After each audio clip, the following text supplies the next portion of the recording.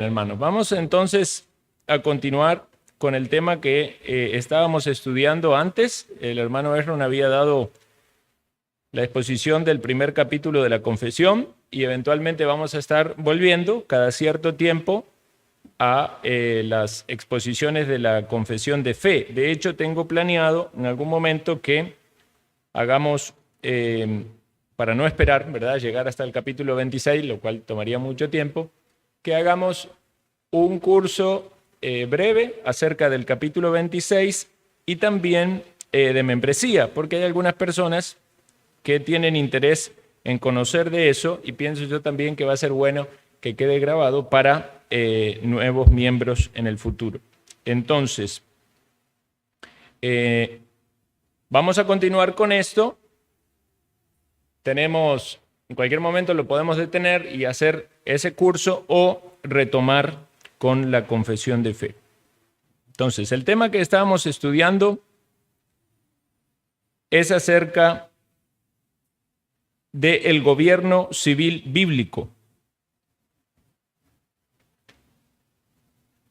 Y entonces hablamos en su momento del propósito del gobierno civil. Recuerden que todas estas cosas, algunos conceptos son repetidos para que podamos cambiar de alguna manera el chip que nos hemos formado o nos ha metido esta sociedad acerca de cómo es este asunto.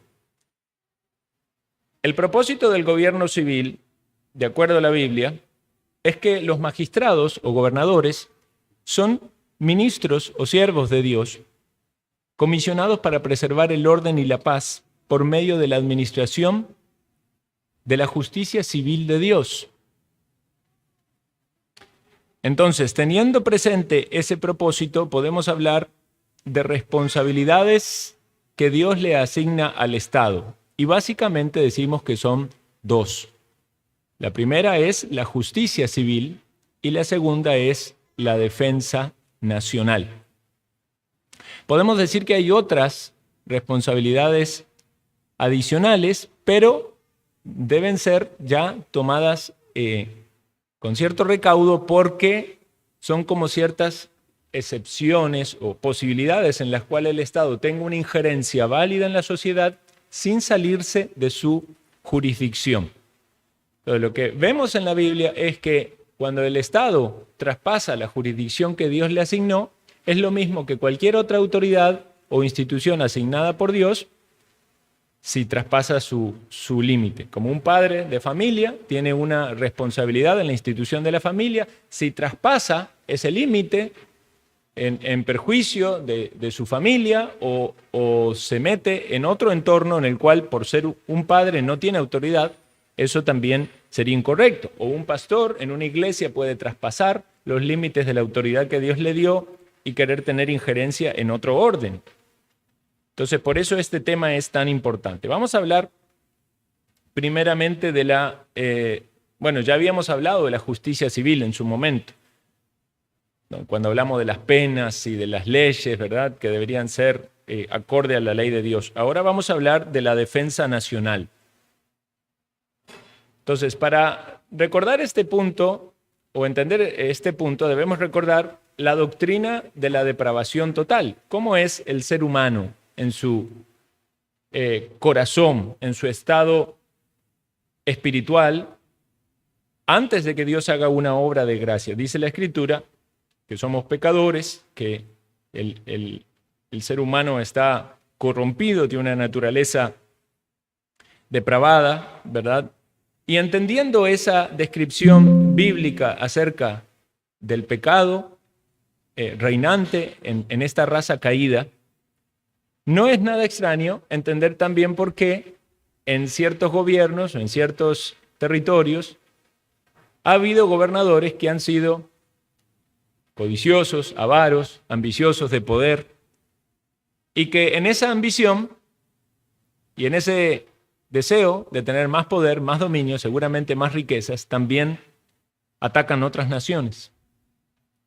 Y entonces, ¿el objetivo cuál es? Todo imperio, ¿verdad? Cuando uno ve un poco de la historia de los imperios, generalmente hay un mapa, ¿verdad? Y usted ve que el mapa se va pintando un color, después ataca al otro imperio, se vuelve a pintar de otro color, y todas esas guerras y esas matanzas respondían a las órdenes de un emperador que tenía mucho poder, que tenía mucho dominio, que manejaba a muchas personas, muchos ejércitos, y que detrás de eso tenía sus ambiciones personales, de riqueza, de poder, de dominio.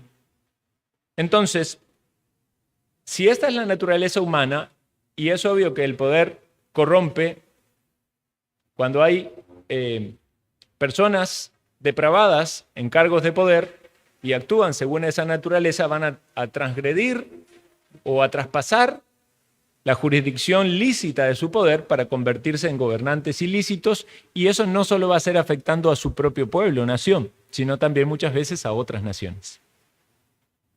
Entonces aquí viene un punto donde también debemos tener un concepto bíblico apropiado. Las guerras defensivas son lícitas, porque si, digamos, un territorio está gobernado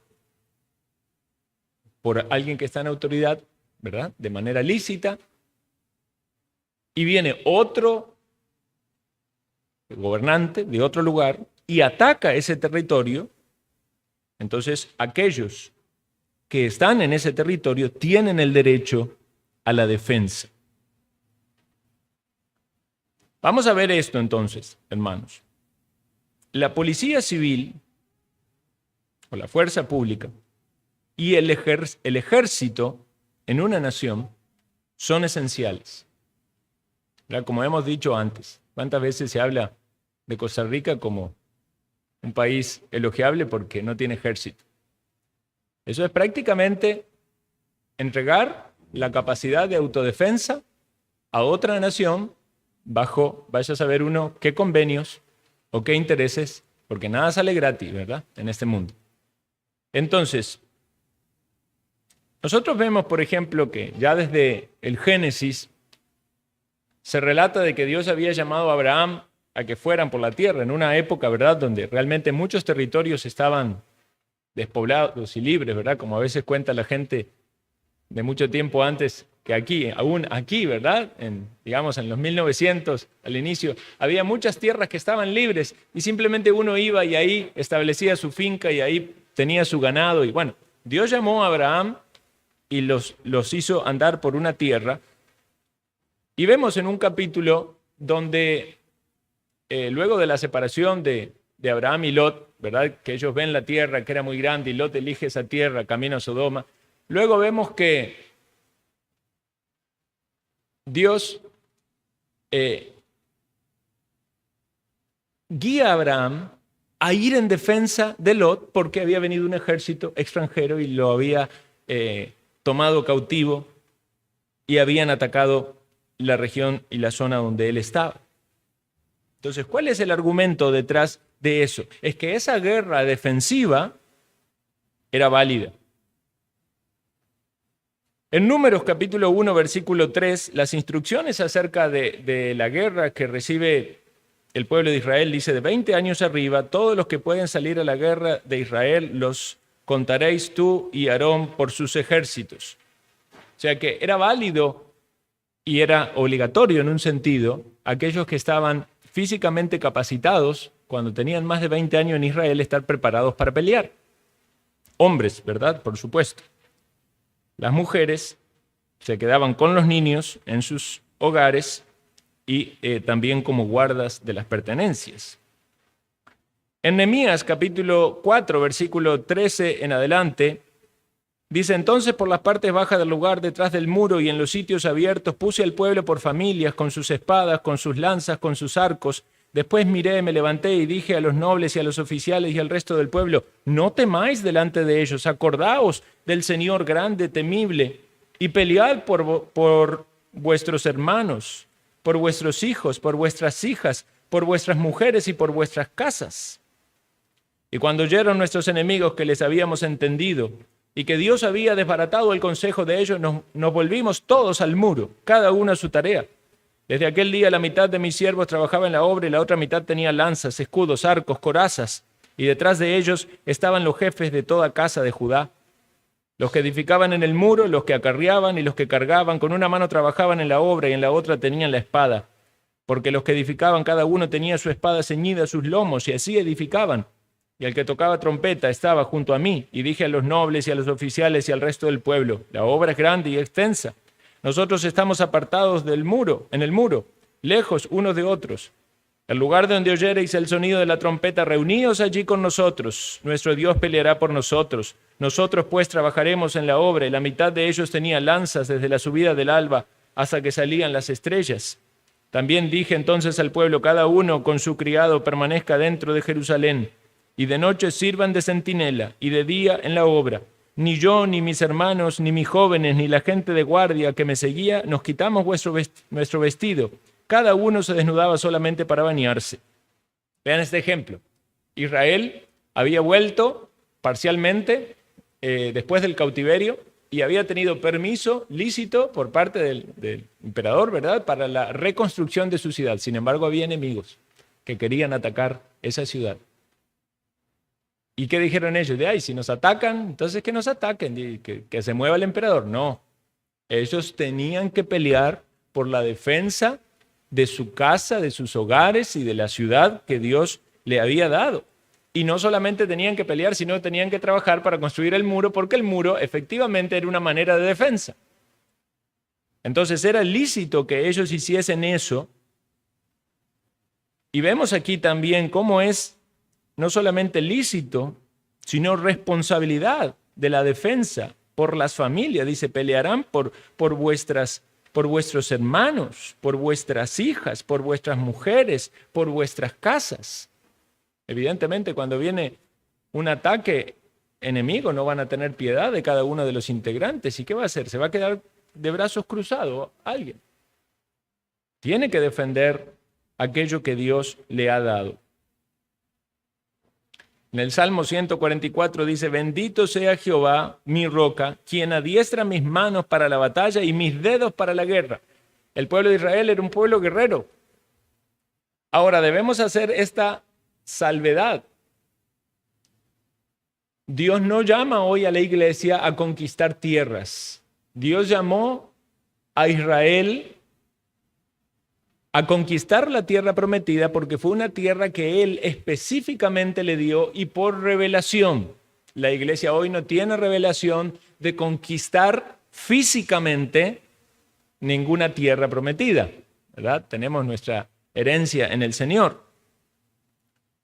Ahora, cuando hablamos de gobiernos y de guerras, simplemente el principio que estamos asentando aquí es que es lícito que un gobierno salga a la guerra para la defensa de su territorio.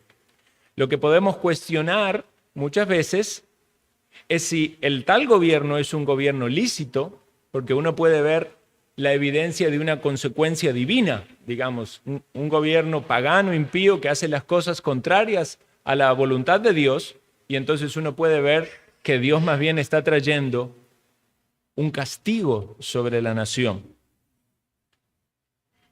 En este caso, puntualmente, los judíos contaban con la luz y el discernimiento de que Dios restauraba a Israel y volvían a su tierra, y era una tierra legítima de ellos y ellos debían pelear por ellos. Entonces podemos asentar el principio de la defensa legítima, pero también podemos allí abrir un paréntesis, ¿verdad? Y preguntarnos si siempre va a ser la responsabilidad del creyente pelear en esa defensa, porque puede ser también entonces que uno contemple la posibilidad de evitar el peligro, de huir. Bueno, a veces los gobiernos toman medidas donde eso no es permitido. Ustedes vieron que en Ucrania la mayoría hombres, ¿verdad?, no pudieron salir. Fueron obligados y forzados a pelear. ¿Es eso legítimo? Bíblicamente es legítimo. Uno puede cuestionar si es legítimo el gobierno en sí, si Dios está trayendo un juicio sobre la nación, si había una manera de evitar eso, ¿verdad?, antes. Pero lo que podemos ver a la luz de la palabra No hay nada inapropiado en la defensa de un país y en la guerra en tal cuestión. Entonces, un cristiano podría tener una conciencia limpia en una defensa de su país, como también lo puede tener en la defensa de su hogar, si entran ladrones o gente malvada y quiere causar daño en su hogar. No obstante, cada uno deberá ser responsable de considerar las leyes propias de cada nación para conocer también las consecuencias de un obrar inapropiado. Esto está relacionado con el siguiente tema. El uso de las armas para la autodefensa es lícito. Yo recuerdo cuando era niño, la frase que se usaba es: no, las armas no hay que tocarlas porque las carga el diablo. Entonces me imaginaba el diablo, ¿verdad?, con los cuernitos cargando un montón de armas, y cualquiera que tocaba, ciertamente son peligrosas, ¿verdad? Ha habido accidentes con niños. Y puede haber alguien que tenga la política o la filosofía de decir: no, yo no tengo armas en mi casa, y es válido. Simplemente usted tiene que pensar que si usted se encuentra en una situación de peligro, ¿cuál va a ser su accionar? ¿Va a ser pasivo y dejar que todo acontezca? ¿Qué va a buscar para defenderse? ¿Va a ir a la bodega a buscar un martillo, un machete, un cuchillo? ¿Cómo va a hacer para defender a su familia cuando esté en peligro? Creo que como hombres tenemos una fuerte responsabilidad al respecto. Habíamos ya meditado en este texto donde dice: si el ladrón fuere hallado forzando una casa y fuere herido y muriere, el que lo hirió no será culpado de muerte. Ahí habla de que eso debe ser en la noche, ¿verdad? Cuando hay un peligro inminente y uno no sabe realmente si la persona viene para qué, para robar, para matar, para qué. Lucas 22:36 les dijo: pues ahora el que tiene la bolsa tómela, también la alforja, el que no tiene espada venda su capa y compre una. Entonces le dijeron: Señor, aquí hay 2 espadas, y él dijo: basta ya. Algunos ven en estos textos que el Señor habla ahí de la legitimidad del uso de la espada. Y evidentemente era en cuestión de defensa, no con un propósito de ataque. Números 31:3, entonces Moisés habló al pueblo diciendo: armaos algunos de vosotros para la guerra y vayan contra Madián y hagan la venganza de Jehová en Madián. Como dijimos antes, el pueblo de Israel no peleó solamente en defensa, peleó numerosas veces yendo al ataque, pero porque ellos tenían que conquistar una tierra que Dios les había mandado. Y porque la obra de ellos sobre esas naciones era el juicio de Dios sobre esas naciones, pero había una revelación específica de Dios para eso. Y entonces debemos evitar caer en esa aplicación. Sin embargo, si hay maldad que quieren hacer sobre el pueblo, la nación o la familia, la defensa es apropiada.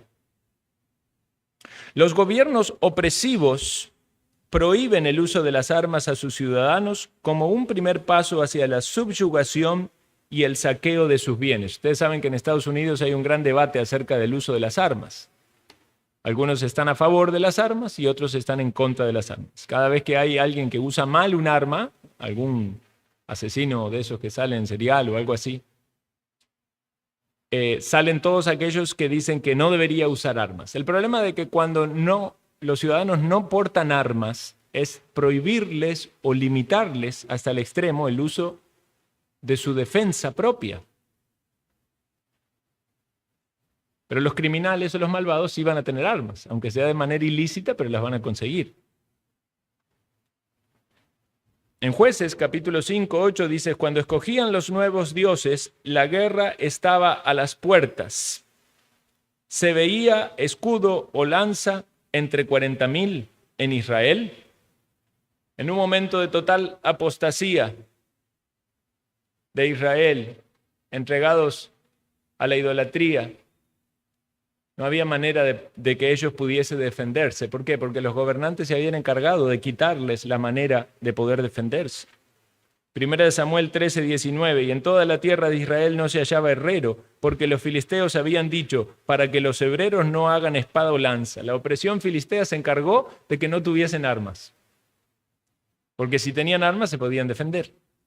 Primera de Samuel 13:22. Así aconteció en el día de la batalla, no se halló espada ni lanza en mano de ninguno del pueblo, que estaba con Saúl y con Jonatán, excepto Saúl y Jonatán su hijo, que las tenían. Evidentemente, ellos, por ser, ¿verdad?, gobernantes y quien tenían, podemos decir, en cierto, el rango y el poder, ellos tenían cómo defenderse, pero el pueblo no tenía cómo defenderse. Lo que vemos entonces en esta sección, hermanos, es que la defensa personal y sobre todo familiar es lícita, por lo tanto es lícito también el uso de las armas. Un tema que también puede ser muy controversial. No estamos diciendo de que es obligatorio, estamos diciendo de que es lícito. O sea, si alguien decide no tener arma en su hogar, está muy bien. Si alguien va a tener un arma, vea la legislación de cada país para no caer en un ilícito o una consecuencia propia, ¿verdad? Tiene que tener su permiso de portación de arma, tiene que saber cuándo usarla, cuándo no usarla. Aún sabemos, ¿verdad?, en este mundo tan caído y con tantas desviaciones, que aún en un uso correcto, ilícito, alguien puede ser incriminado injustamente y puede padecer por eso. Hay países donde hay una mayor defensa de las libertades individuales y de la protección privada y de la defensa propia.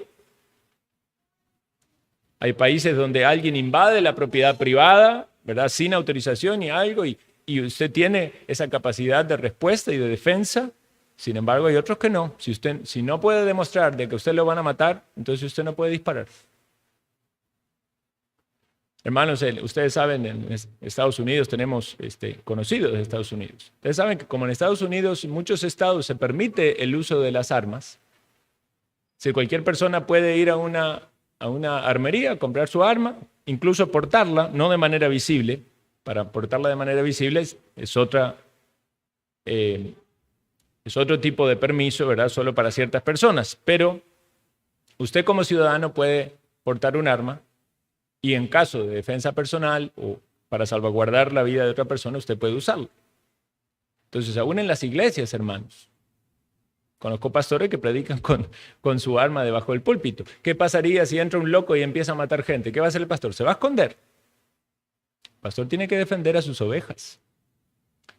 Y así también, hermanos diáconos, que están ahí para cuidar el rebaño. Esto dista mucho de nuestra cultura y nuestro entendimiento de la defensa personal, pero sin embargo, esas cosas que pueden sonarnos raras son lícitas y debemos tener en cuenta eso también. Vamos a hablar ahora de las jurisdicciones adicionales del Estado. En el caso de la seguridad pública, debido a la responsabilidad dada por Dios al Estado de la justicia civil, la cual incluye la protección de la vida humana, la Escritura indica que el gobierno civil tiene un papel limitado en la seguridad pública. Por ejemplo, promulgar leyes para prevenir probables muertes accidentales. Estamos hablando entonces de la injerencia del Estado en cuanto a asuntos de seguridad pública. En nuestros países, la mayoría de los países, los estados se meten hasta lo profundo en las determinaciones y legislaciones que debe haber acerca de cómo debe ser la seguridad pública. Por eso hay leyes y normativa de todo. Algunas muy pocas se llegan a cumplir, pero hay de todo. Pero vamos a ver este caso que plantea en el libro de Éxodo, en la ley de Dios, acerca de algo que podía acontecer. Dice, si un buey, leo para ustedes porque la letra es muy pequeña, Éxodo 21:28. Si un buey acorneare a un hombre o mujer y a causa de ello muriere, el buey será apedreado y no será consumida su carne, mas el dueño del buey será absuelto.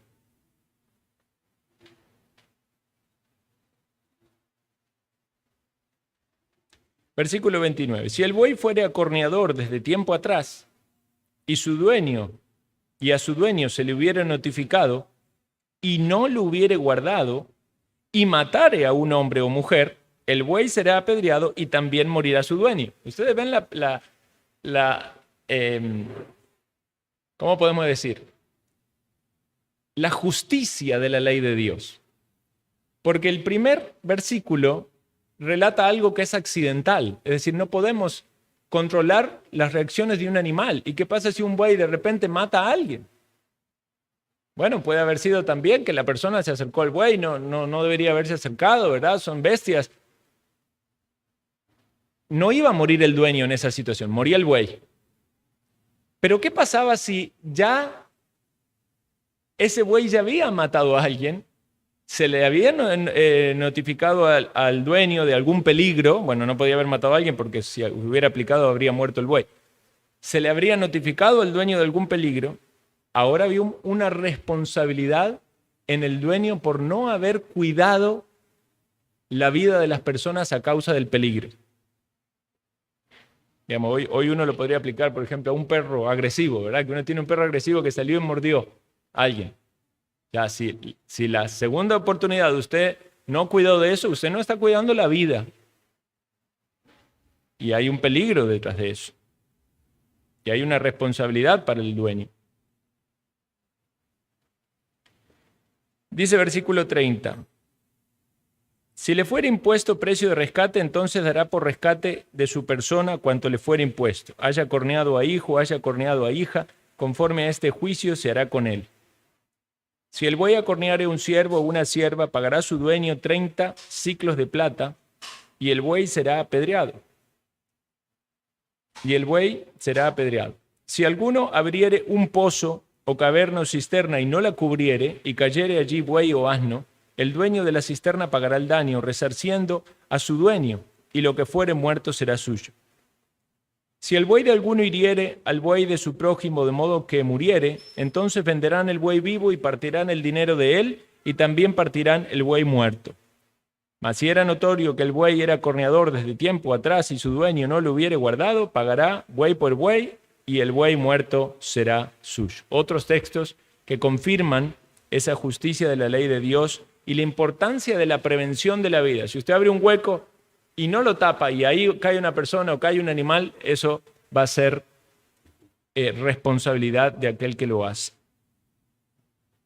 Deuteronomio 22:8 dice: cuando edifiques casa nueva harás pretil a tu terrado, para que no eches culpa de la sangre sobre tu casa si de él cayere alguno. Vean qué interesante esto.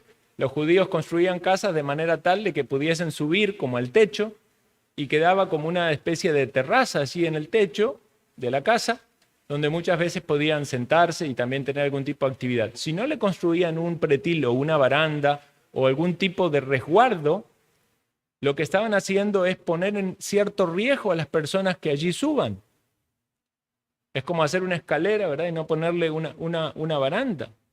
Entonces, había una responsabilidad. La ley de Dios, de algún modo, está resguardando la vida de las personas y diciendo que debe haber una responsabilidad de las personas en el accionar para evitar un peligro. Y esto tiene el sentido, en algún sentido, digamos, el apoyo para pensar de que hay ciertas cosas que el gobierno puede hacer cuando tiene que ver con la prevención de la vida. Sin embargo, debemos preguntarnos hasta qué punto se puede ir en esa dirección. ¿Podemos regular todas, absolutamente todas las cosas? Porque también había numerosas otras posibilidades donde la vida fuese puesta en peligro en Israel. Sin embargo, son algunas las que se regulan. Entonces debemos ver en este aspecto hasta qué punto pueden meterse o tomar injerencia el gobierno. Un tema bastante relacionado con lo que vivimos ahora es el tema de las cuarentenas médicas o las restricciones a causa de problemas de salud.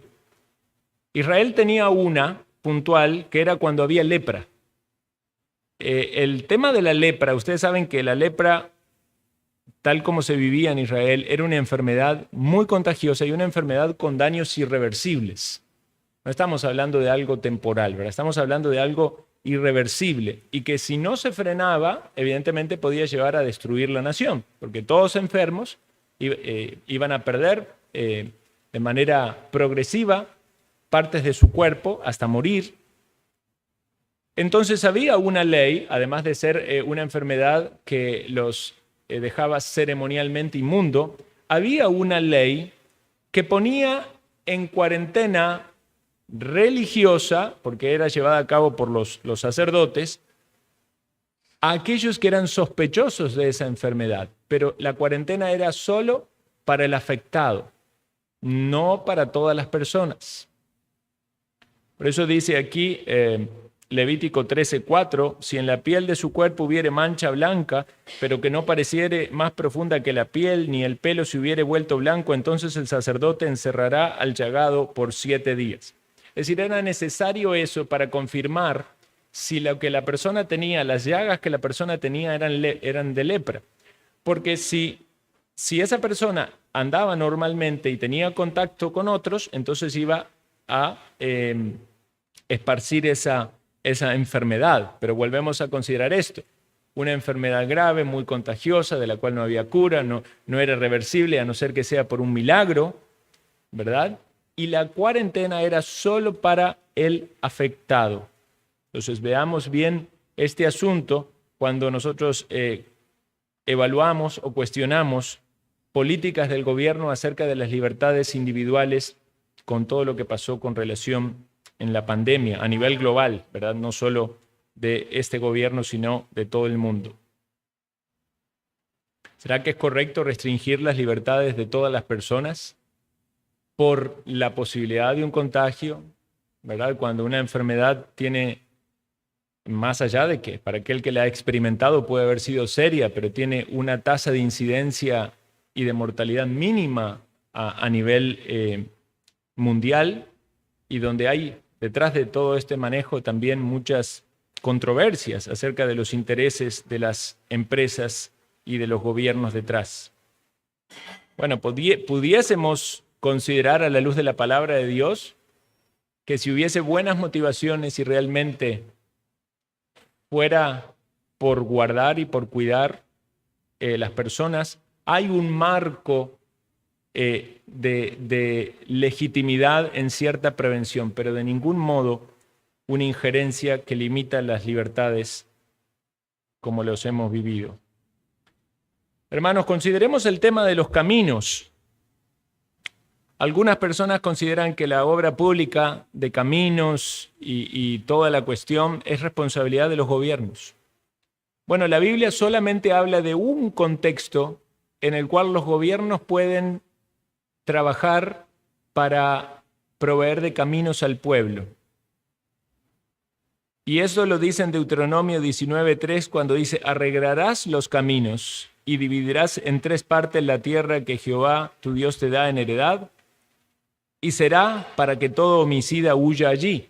Es decir, el único contexto en el cual el gobierno civil puede tener intervención en la obra pública, lo que es hacer caminos, ¿verdad? Carreteras, hoy en día, ¿verdad? En aquel entonces era quitar las piedras y allanar un poco el camino, pero ahora podemos hablar de carreteras, de rutas, de calles. La única injerencia del gobierno era cuando eso era necesario para el uso de la justicia civil en alguna persona que lo necesitase. Recuerdan que las ciudades de refugio eran ciudades para aquel que había cometido, matado a alguien, ¿verdad? Cometido homicidio, pero sin intención. Es decir, tenía aquel que mató a alguien inintencionalmente, tenía una posibilidad de evitar la aplicación de la pena capital en venganza por parte de los familiares del muerto, huyendo a la ciudad de reposo donde estaba allí el sacerdote. Entonces, lo que Dios está diciendo aquí es que si hay una ley que está puesta para darle la oportunidad de sobrevivir a aquel que fue inocente, ¿verdad? Y que puede huir para salvar su vida a esa ciudad de refugio, lo correcto también entonces es que el gobierno busque la manera de que el cumplimiento de esa ley no sea estorbado. Porque si la ley era puede huir, pero los caminos eran un desastre y la persona no tenía manera de realmente poder lograr llegar a esa ciudad, entonces era de algún modo inconsistente. Entonces lo que dice es, esta ley debe cumplirse cabalmente, y entonces si lo que la ley permite es ir al homicida a la ciudad de refugio, los caminos deben ser apropiados. Ese es el contexto del papel del Estado, que tiene que ver con garantizar otras funciones vitales de la seguridad pública. De modo que la injerencia del gobierno para que haya muchos caminos, ¿verdad?, y desarrollo, eso no está contemplado en la Escritura. Esto no significa que esté mal, pero debería ser realizado no por el gobierno en sí, sino por la empresa privada o los ciudadanos organizados en algún tipo de organización como cooperativas o fundaciones u otras cosas. El gobierno no debería utilizar los recursos lícitos en algo que Dios no le manda a hacer. Entonces, hermanos, todo esto suena muy raro a la luz de cómo hemos sido formados. El gobierno no tiene que meterse a hacer calles. El gobierno no tiene que regular todas las cosas de la sociedad, cada detalle de la sociedad. Y hay muchas cosas más que vamos a ir viendo. Y quizás una de las que sea más sensible en este tema es el tema de la educación. Porque durante mucho tiempo se ha levantado la bandera de la educación pública como un derecho y como una obligación de los estados ofrecer educación gratuita para sus ciudadanos. Y cuando decimos gratuita es entre comillas, ¿verdad?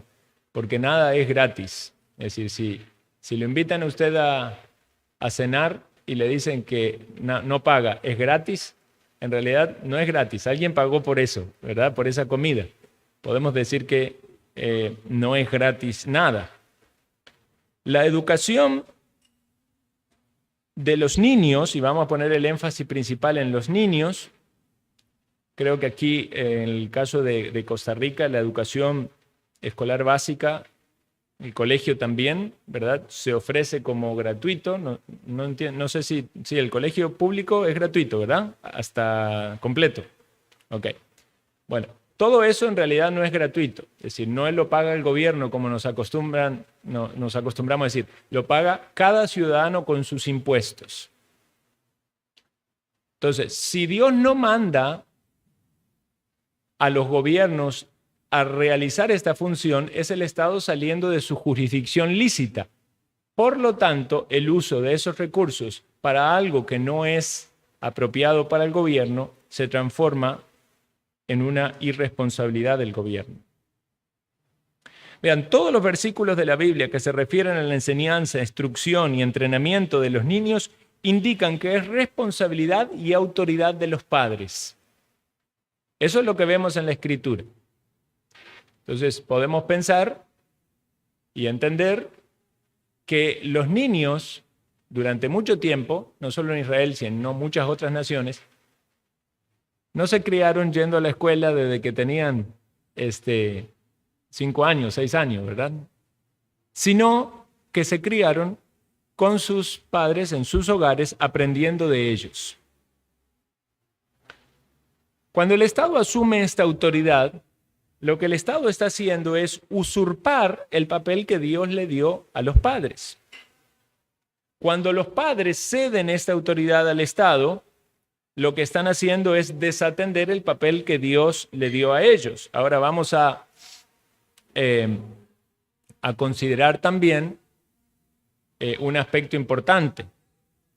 Algunos pueden decir, bueno, si una familia, un padre envía a su hijo a la escuela, eso no significa que desatienda su responsabilidad, es que la delega. Y realmente creemos que es así. O sea, no podemos pensar que evidentemente todo padre que envía a sus hijos a una escuela pública o privada está desligándose completamente de su responsabilidad paternal. Sin embargo, en muchos casos sí es así. Eso no me corresponde a mí, que aprenda en la escuela, ¿verdad? Que le enseñe la maestra. Como dicen algunos, aquí en la casa te enseñamos a comportarte bien, en la escuela que te enseñen todas las cosas. Bueno, ese es un pensamiento muy humanista, ¿verdad? Y esa división es muy terrenal. En realidad son los padres los que deben enseñar todas las cosas. No está mal que haya maestros, no está mal que algún niño aprenda de otra persona, pero son los padres los que tienen la responsabilidad primaria. Entonces, si nos dejamos influenciar por estas distorsiones de este mundo contemporáneo, donde las cosas están tan divididas, ¿verdad? Que es como que los padres trabajan todo el día, los hijos están todo el día en la escuela y llegan a la casa que a comer nada más y ahí a divertirse un poquito de alguna cosa, y eso es lo que los padres hacen. No, padre debe velar por la vida espiritual de sus hijos, ¿verdad? Padre y madre, por el conocimiento que ellos, la formación que ellos tienen, tanto de la palabra de Dios como de todas las otras áreas, aunque haya áreas en las cuales haya otros que sean más capacitados para enseñarles. Vean lo que dice Deuteronomio 6:1. Esto pues son los mandamientos, estatutos y decretos que Jehová vuestro Dios mandó que os enseñase, para que los pongáis por obras en la tierra a la cual pasáis vosotros para formarla, para que temáis a Jehová tu Dios, guardando todos sus estatutos y mandamientos que yo te mando, tú, tu hijo, el hijo de tu hijo, todos los días de tu vida, para que tus días sean prolongados. Oye pues Israel, y cuida de ponerlos por obra para que te vaya bien en la tierra que fluye leche y miel, y os multipliquéis, como te ha dicho Jehová, el Dios de tus padres. Oye Israel, Jehová nuestro Dios, Jehová uno es. Y amarás a Jehová tu Dios de todo tu corazón y de toda tu alma y con todas tus fuerzas. Y estas palabras que yo te mando hoy estarán en tu corazón y las repetirás a tus hijos y hablarás de ella estando en tu casa y andando por el camino y al acostarte y cuando te levantes, y las atarás como una señal en tu mano y estarán como frontales entre tus ojos, y las escribirás entre los postes de tu casa y en tus puertas. Más adelante, Deuteronomio 6:20 dice, mañana cuando te preguntare tu hijo diciendo, ¿qué significan los testimonios y estatutos y decretos que Jehová nuestro Dios os mandó? Entonces dirás a tu hijo, nosotros éramos siervos de Faraón en Egipto, y Jehová nos sacó de Egipto con mano poderosa. Jehová hizo señales, milagros grandes y terribles en Egipto sobre Faraón, sobre su casa, delante de nuestros ojos, y nos sacó de allá para traernos y darnos la tierra que juró a nuestros padres. Y nos mandó Jehová que cumplamos todos estos estatutos y temamos a Jehová nuestro Dios para que nos vaya bien todos los días y para que nos conserve la vida como hasta hoy. Y tendremos justicia cuando cuidemos de poner por obra todos estos mandamientos delante de Jehová nuestro Dios, como Él nos ha mandado. Entonces, los padres tienen esa gran responsabilidad de instruir a sus hijos, principalmente en las cuestiones espirituales. No está nada de mal de que avancen en el conocimiento y que tengan conocimiento de muchas ramas y muchas áreas. No está mal que tengan tutores o maestros, pero la responsabilidad primaria y en un sentido general de la educación es de los padres. Considerando esto y viendo que el Estado no tiene la autoridad para reclamar eso como una obligación del Estado y para quitar a los padres de en medio, entonces debemos considerar que la educación promovida por el Estado está siendo financiada por medio del robo. Porque dijimos que los impuestos son lícitos cuando el propósito que ha de cumplir el Estado es un propósito lícito dentro de su jurisdicción. Si Dios no manda a los gobiernos a educar a las personas, entonces el Estado no puede tomar esa responsabilidad de educación. Y si la toma, está moviendo a los padres de su responsabilidad, asumiendo algo que no le corresponde y utilizando los fondos de un medio con un propósito inadecuado. Lo dice aquí, la educación estatal se financia por medio de impuestos. Sin embargo, como esta no es una función ordenada por Dios al gobierno civil, en ninguna parte de la Biblia Dios autoriza al Estado a extraerle dinero a los ciudadanos para pagar la educación de los niños, mucho menos algunos adultos. Esto es robo legalizado y una violación al 8º mandamiento, no robarás. La ley moral de Dios se aplica a todas las personas, incluyendo a presidentes, legisladores y jueces. Además, este robo legalizado saquea de manera coercitiva por medio de los impuestos la propiedad privada del ciudadano para subsidiar la educación de los hijos de alguien más. O sea, ¿por qué es ilícito esto? Porque en esa énfasis del Estado de querer generar una igualdad, ¿verdad?, le saca a todos para proveer educación. Suena muy bonito. Somos un país educado, quizás lo mejor de Centroamérica. Pero tenemos un Estado haciendo algo que Dios no le mandó. Tenemos un Estado quitándole el dinero a la gente para hacer algo que Dios no le mandó, por lo tanto es robo. No está la opción de decir yo no pago ese impuesto, por lo tanto es coerción, es por medio de la fuerza. Y no, de ninguna manera esto entonces es compatible con lo que Dios nos enseña en la palabra. Están mal las escuelas, digamos, si una escuela fuese privada, donde los padres pagan para que su hijo estudie. Ahí tenemos una ventaja con relación al otro. Es que esa escuela está siendo financiada por los propios recursos que tiene el padre. Sabemos que las escuelas privadas son muy caras, ¿verdad? Bueno, escuelas, colegios, universidades, no todos van a tener acceso a eso. Pero si los estados no hubiesen robado durante tanto tiempo para buscar esa equidad o esa igualdad, podríamos pensar que también entonces el pueblo tendría un mejor nivel de vida. Y también sería la responsabilidad de cada uno de los padres esforzarse y trabajar para pensar qué educación quiere y puede brindarle a sus hijos. Esta política de financiación acerca de la educación pública está basada en el socialismo, que es un sistema económico anticristiano y utópico. Tal redistribución forzada de la riqueza es evidentemente inmoral, puesto que Dios no le ha delegado al Estado la autoridad de tomar por la fuerza la propiedad privada. ¿Recuerdan cuando Acab, Jezabel, ¿verdad?, con toda esa artimaña tomó la viña de Nabot? Era Jezabel, lo dije mal el nombre, era Jezabel. ¿Cómo lo hizo? Por la fuerza. No fue legítimo. Tuvo la trama ahí para que muera Nabot y tomó la viña. Entonces, ¿eso qué es? El robo de la propiedad privada por parte de aquellos que están en autoridad. Si el robo legalizado por medio del régimen, sin el robo legalizado por medio del régimen impuesto, entonces no hay suficientes fondos para financiar el sistema educativo controlado por el Estado. Vean que el punto aquí no es tanto de que haya escuelas o no haya escuelas, porque podría haber una asociación de padres que se pongan de acuerdo juntos para una cooperativa, ¿verdad?, y dar de sus fondos para que haya una escuela. Pero ahí sería voluntario, ahí no es coercitivo.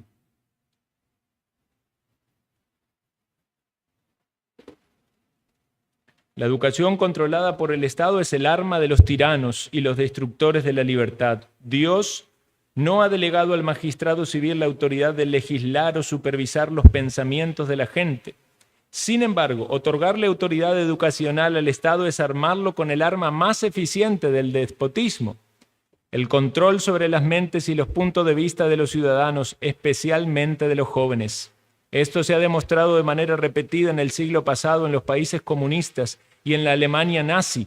El dictador Adolfo Hitler, de manera arrogante pero precisa, anunció: cuando un oponente declara, no me pondré de tu lado, calmadamente dijo, tu hijo nos pertenece. ¿Qué quieres ahora? Tú pasarás. Sin embargo, tus descendientes se encuentran ahora en el nuevo campo. En poco tiempo no conocerán nada más excepto esta nueva comunidad. El nuevo Reich no le dará su juventud a nadie más, sino que tomará a la juventud y le dará su propia educación y su propia crianza. Cuando la educación se transforma entonces en algo obligatorio, donde pueden allí ir y lavarle la mente, eso estamos en serios problemas, ¿verdad? Y ya hemos visto algo de eso así. Antes de que Hitler llegara al poder en Alemania, el educador cristiano y campeón de la libertad, Gresham Machen, había advertido con gran claridad: si no se mantiene la libertad con respecto a la educación, no hay sentido en mantenerla en ninguna otra esfera. Si le entrega a los niños a los burócratas, bien podría darle todo lo demás. La Iglesia liberal en Alemania no escuchó. La mayor parte de los padres cristianos contemporáneos en Europa, América del Norte y América Latina tampoco están escuchando. Es decir, no somos conscientes, hermano, de la influencia que tiene en la mente de los niños y jóvenes la propaganda que hay del Estado en las escuelas supuestamente gratuitas y que ellos dan como un servicio para la comunidad.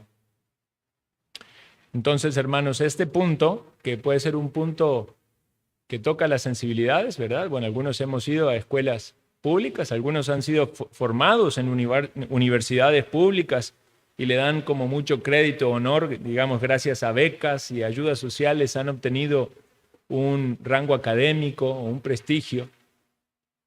Entendemos que puede verse como una caridad, podemos verse como una ayuda, suena esto muy benéfico. Pero lo que estamos diciendo aquí no es que la ayuda o la caridad sea mala, es que no es la función del Estado, porque el Estado lo hace por un medio ilícito. O sea, el Estado es el Robin Hood que le roba a algunos para darle a otros. Más bien Robin Hood era un poco más justo, porque le robaba a algunos para darle a otros. El Estado le roba a todos para darle a algunos. Y entonces eso lo hace muy injusto. Pensemos entonces que aunque en la providencia de Dios hayamos recibido cosas buenas, eso no lo hace lícito. Moisés también fue educado en Egipto, en la escuela de Faraón, pero eso no hacía que el gobierno de Faraón fuese un gobierno lícito. Después se tuvo que enfrentar a esa realidad cuando no le permitió adorar a Dios, ¿verdad? Entonces, pensemos también todo lo que meten en la mente de los niños y de los jóvenes. Todo el ateísmo, el gnosticismo y las creencias equivocadas hoy en día con toda la influencia acerca de género y cuántas otras cosas más. Es mucho, hermano, ser lavado de cerebro. Advirtamos estas cosas y entendamos estas cosas desde una perspectiva bíblica. Ciertamente el cristiano debe tener en claro estos conceptos, porque si no, podemos caer, ¿verdad?, en esa idea de que, bueno, de ahí no mezclemos religión con política, ¿verdad? Y aquí sí estamos todos, los de derecha, los de izquierda, los del centro, los de arriba, los de abajo, y todo suena bien. No metamos, no. Veamos lo que la Biblia dice. Consideremos la ley de Dios. Apliquemos la ley de Dios a cada área de la vida y a cada manejo gubernamental y juzguemos correctamente a la luz de la palabra qué es correcto y qué es incorrecto, para que nuestros principios estén basados en la palabra de Dios y no nos dejemos llenar la mente con cosas anticristianas y de este mundo. Oremos. Gracias, Señor Dios, por este momento de meditación en tu palabra y en estos temas. Que pueda haber, Señor, discernimiento y claridad en cada corazón para que podamos tener una perspectiva adecuada a la luz de tu palabra y un discernimiento de el mundo en el que vivimos, las esferas de poder y autoridad y cómo también debemos comportarnos como cristianos. Suplicamos esto, Señor, en el glorioso y bendito nombre de Cristo Jesús. Amén. Pasamos